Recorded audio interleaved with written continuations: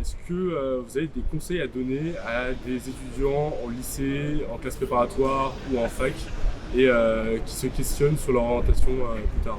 C'est un passage qui est extrêmement important parce que par rapport à ces années qui peuvent être pris un peu à la légère, malheureusement il y a des conséquences sur tout le reste de la carrière professionnelle. C'est pour ça qu'il faut vraiment prendre son temps, être sérieux, assidu, en se disant on est jeune, c'est pas très grave, mais en fait faut être vraiment concentré parce que derrière c'est les conséquences et sur plusieurs années.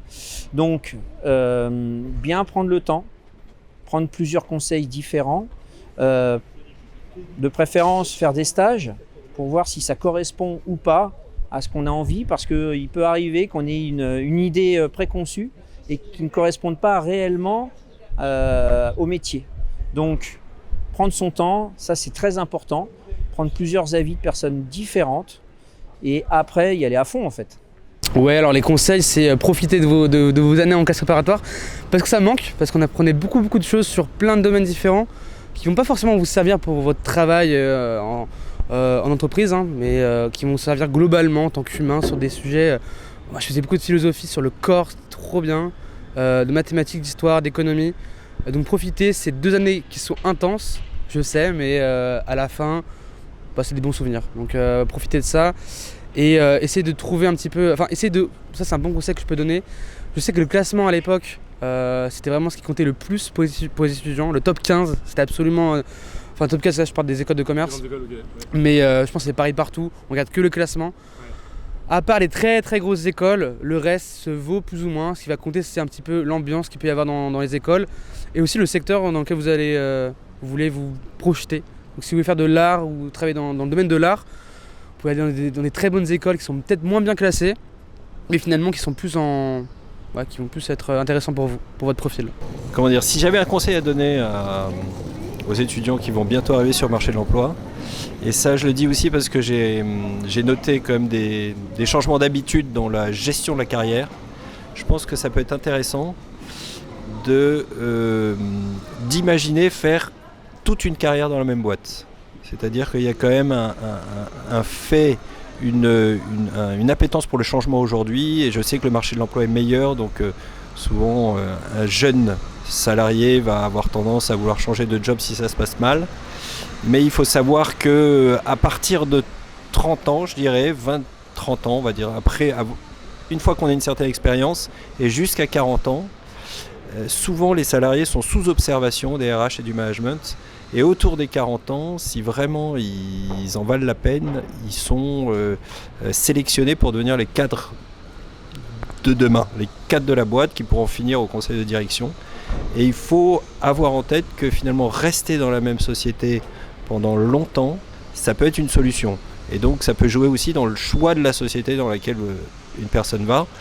Après, ça dépend aussi de son caractère. Il y en a qui ont un caractère plutôt entrepreneurial, il y en a qui sont plutôt faits pour être salariés. Donc dans ces cas-là, le choix d'une boîte dans laquelle ils peuvent faire une carrière longue en commençant par un métier qui leur plaît peut-être un peu moins, mais sachant qu'ils pourront faire un métier qui leur plaît plus, c'est quelque chose auquel il faut qu'ils pensent. Et si le management est une chose qui les intéresse, c'est aussi avoir en tête la fidélité à une boîte peut mener à des très très belles carrières. Alors si j'avais un conseil pour les étudiants et si vous rentrez dans le monde du travail, c'est faites attention à vos fiches de paie et à tout ce qui est documents administratifs. Tout ce qui est contrat, fiche de poste, avenant de contrat. Prenez bien attention à le lire chaque semaine, chaque mois s'il faut. Et c'est important de connaître ses droits, ses devoirs et tout ce qu'il faut en manière administrative pour que vous soyez réglo en fait. Est-ce que vous avez des sites à recommander pour les étudiants qui commencent à s'intéresser un peu à ça, ou des chaînes YouTube par exemple?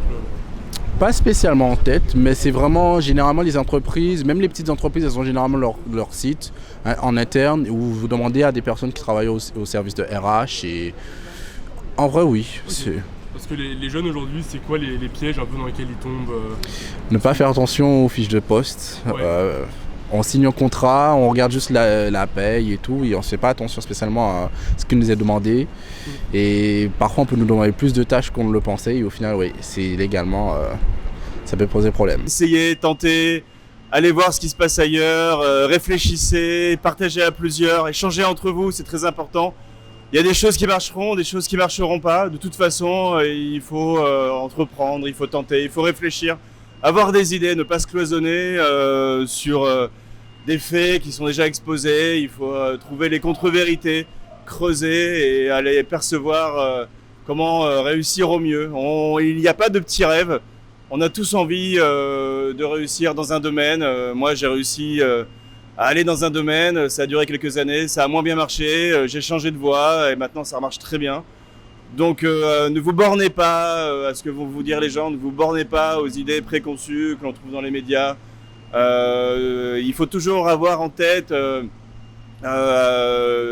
comment dire, de percer ce qui est vrai du faux, d'aller challenger ce que l'on va vous dire. À vous de vous faire votre vérité, à vous de voir si ça va fonctionner par la suite.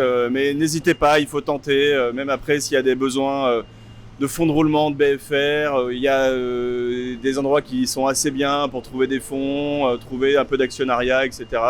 Donc voilà, il faut chercher, il faut être curieux, il faut continuer, il faut avancer. Ça sert à rien de rester con assis, on n'avancera pas plus. Donc avancez même dans un temps idiot et vous arriverez à trouver ce qui vous fera grandir. D'accord. Pour moi, maintenant si je dois revenir dans le passé, Ouais. je pense que j'aurais choisi une filiale, un parcours où je sais que ça recrute à la fin. Ok. Donc c'est vrai que j'avais pas étudié le marché. Je pense que c'est très important d'étudier le marché avant de démarrer ses études, voir si tes études vont aboutir à de la demande dans le monde du travail. D'accord. Donc je pense qu'il y a pas mal d'études, alors j'ai pas envie de critiquer, mais Ouais. qui ne permettent pas d'aboutir ou qu'au final il n'y a pas de demande. Commencer à bosser, rien que sur des petits boulots, ça vous permet bien de déjà comprendre comment fonctionne une fiche de paye. Et surtout, le petit boulot vous permet aussi à vous conditionner un peu dans le monde du travail. De commencer par identifier ce qui les intéresse déjà. D'accord. Voilà. Et ce qui les motive. C'est-à-dire, ce qui est important, c'est de lier ses hobbies, ouais, par rapport à ses activités. C'est de pouvoir les lier. Voilà, c'est ça qui est important. Alors il faut tabler sur les langues, c'est bien d'être ingénieur. Et il faut tabler sur l'aspect commercial, parce que devenir ingénieur, c'est devenir quelque part ou bien salarié ou prestataire. La presta intellectuelle, donc pour bien la vendre, c'est la com, il faut savoir se présenter son profil, parler des langues et aller doucement, quoi, avancer, quoi, grimper l'échelle. Très bien. Voilà, c'est la fin de la vidéo. Merci d'avoir regardé jusqu'au bout. Si vous avez des idées de vidéos que vous voulez voir ou des questions que vous voulez que je pose à des gens, n'hésitez pas à les écrire en commentaire.